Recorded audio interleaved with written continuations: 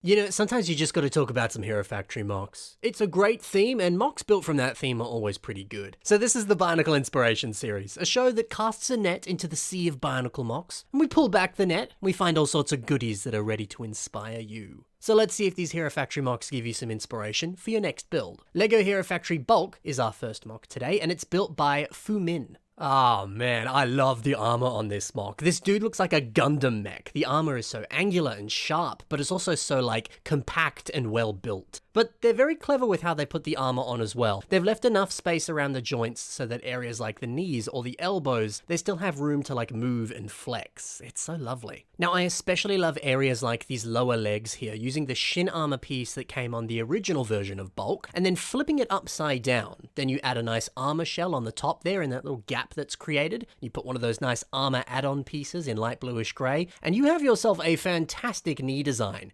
And it's nice because that lower leg, it just flows so beautifully up into that upper leg, all thanks to this. Oh, and also when the knee is bent here, like it is in this image, the way that those knees just jut out at the top there, it's so direct and so sleek. And that jutting armor, it very neatly covers up the knee design. It's just got so much going for it, it's so good. I do like this jetpack as well. I think it aids with this overall angular design. It's just very nice, it's such a good addition. Now this specific piece, it appears in silver on the Caxium V3 bike set, which was one of the coolest Glatorian vehicles that came out that year.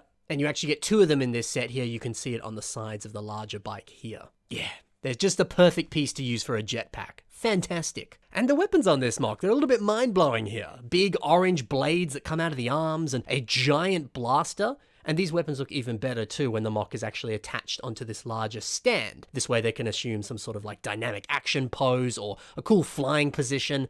And this is just one of the best Hero Factory mocks I've seen in a long time. I adore this. And now for a villain to face down Bulk, it's Thunder. And this is built by Trick Mocks. Now, the original design for Thunder, I think, is a very, very good one. A little underrated, but he's one of the coolest villains from the original wave. You know, he's slim, he's sneaky, but he also packs a bit of a punch with their big electro-zappy arm cannon. And also that, gruff-looking mask, he's great. And all of that, I think, is present here on this revamp, but it changes things up in some nice ways. Like the inclusion of a bunch more yellow. The original did have yellow on it, but it was really just on those sticker pieces. And if you're like me and you didn't put the stickers on at all, because nuts to that, then he had no yellow whatsoever. But this mock, yeah, it uses those stickers, but it adds so much more yellow. And this nice pop of color, I think it makes those electricity powers seem a lot more obvious, which is a good inclusion. But it also adds a nice sense of realism. If Thunder were a robot that was designed in the real world, he probably would have all sorts of caution or danger decals all over his body, or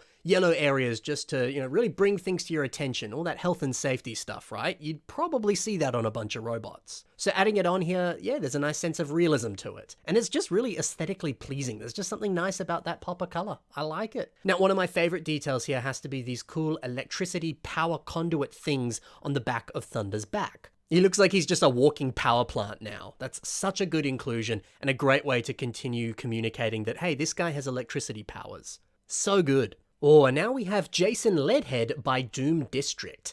Okay, first off, a double-sided cannon.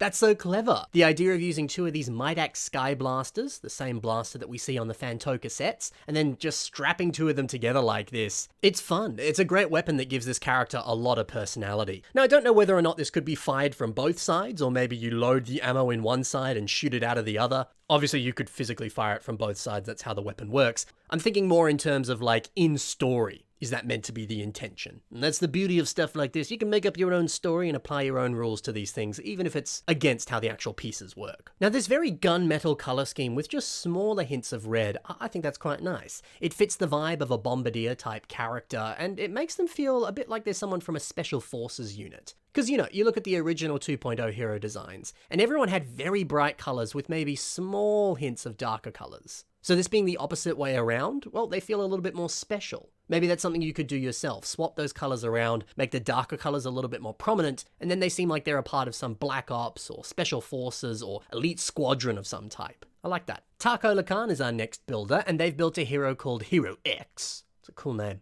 So yeah, a black and yellow color scheme. Very nice. And then also coupling that with Breeze's 2.0 faceplate, which, let's be honest, that's the most awesome looking faceplate from the 2.0 heroes. Yeah, all of that together, all the boxes are ticked for this character to look phenomenal. And they've also got a cute little blaster. Yeah, a big blaster like the one we saw before, that's always fantastic. But sometimes a small one can be just as awesome. You know, I think about, say, like Padme's blaster in The Phantom Menace. It's tiny, but it looks cool, it makes cool noises. What's not to love?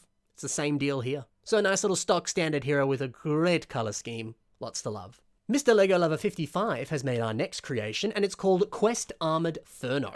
Now this is fun, you know, it's taking some of the essence and the rough ideas from Ferno XL, but sizing him down and toning him down a little bit so that he fits more with the standard size of a hero character. I like that. Maybe you just don't have space on your shelf for an XL character. If you build them like this, maybe you actually will have space to display them. Now man, there's something very nice about mixing that Ferno breakout torso with the cool flames on the top, and yeah, mixing that with Ferno XL's mask. It's a good combination. Another great combo is Ferno's blades, but in red, they're the ones that came on Jawblade, and also that cool hexagon datapad trans red piece just above it there. Another brilliant combination of pieces. So a very simple but very, very effective revamp of old mate Ferno. And now, for an SJ, they've revamped Bruiser. Now, what I like about this revamp is how it's keeping elements of the original rock golem aesthetic that Bruiser had. I mean, we can see that here on the face and also on one of the arms. But then they're also bringing in some new stuff, like some metal armor. You know, that 50-50 armored and unarmored vibe. I dig it. I think it tidies up Bruiser just a little bit, and it's also just a nice way to make him a little bit more, like, fresh and interesting. How wonderful. Oh, and the fact that they're using pieces from Tuckanuva, specifically his shoulders and the upper leg armor here, both of those gunmetal pieces. We can see that that upper leg armor piece from Tuckanuva, it's here on the lower leg of Bruiser. And then those shoulder pad pieces that we saw before on Tuckanuva, they're being used for this really sick arm and hand design. I love that. They're really taking advantage of the fact that that shoulder piece there is actually a recolored version of Takedox's mask. So since there weren't any eyes on those shoulder pieces on Tuckanuva, you're free to use the connectors there to actually attach the fingers and have that branch off of that armor piece. That's so sick, isn't it? And gosh, that mask works really, really well for some interesting vambrasses. I also quite like this upper leg design here, those trans orange armor pieces there, the fact that they're using a bar to link two of the small ones together. Yeah, it's a very stylish looking upper leg design. Alrighty, and the final mock today, it's by Neved Mocks, and it's called XI and Spin 3. So the lore behind these guys is that Hero Factory created an alternative hero, just in case they needed some extra heroes if there were, too many unavailable heroes or they were just, preoccupied with other missions and things. But unfortunately, they went rogue and became villains. And I can see that here. Specifically looking at XI, the orange one, they have this lovely balance of very smooth, nice-looking armor and a more feral look. Like the hands and the feet, it's very like claws and talons. And then this mask as well, using those tan gear pieces to look like sinister, sharp teeth. And also, just that head design in general is super clever. It's actually using the Brain Attack bulkhead, but it's been flipped upside down. And there's that little bit at the back there where you can neatly put those teeth in, and you create this fantastic head design. Finally, a good use for the, well, in my opinion, worst Bionicle mask ever. Well, technically Hero Factory mask, not really Bionicle. Worst Construction mask ever. It just looks too cartoony, man. I really want to love that piece. I've tried for years. But the face and the mouth, it just feels so different from any other Hero Factory mask. It just feels like this weird outlier that looks nothing like the others. I'm sorry, I wish I could love it, but I just can't. It's not you, it's me. One day I'll like that mask. One very long, faraway day. It's weird for me to not like something. I love everything Lego related. Like, genuine love and appreciation for pretty much everything except that mask. But hey, my issues with that mask have nothing to do with this brilliant mock. That face design is genius and it looks so cool. And yeah, the idea that there is this taloned, spiky, sharp, big-toothed creature underneath all of this armor, it's so distinct, it's so lovely. It's a great way that they've played with textures there to really communicate that. It's so cool. Alright, and now if we look at Spin 3, these bony designs here, they rock. Using a lot of these CCBS bone pieces here for the tail, and then combining that with this lovely ribcage piece here that appeared on some of the Fantoka Makuta, it's small additions like this, and suddenly you have this like almost xenomorph design. It's a good mix of skeletal bones and inky black organic armor. So creepy, so cool. Also, there's LEGO System flick-fire missiles poking out of the back there. That's a really cool spine design, isn't it? Yeah, it's such a unique aesthetic to this mock, it's wonderful. Both of these make for fantastic villains and fantastic mocks.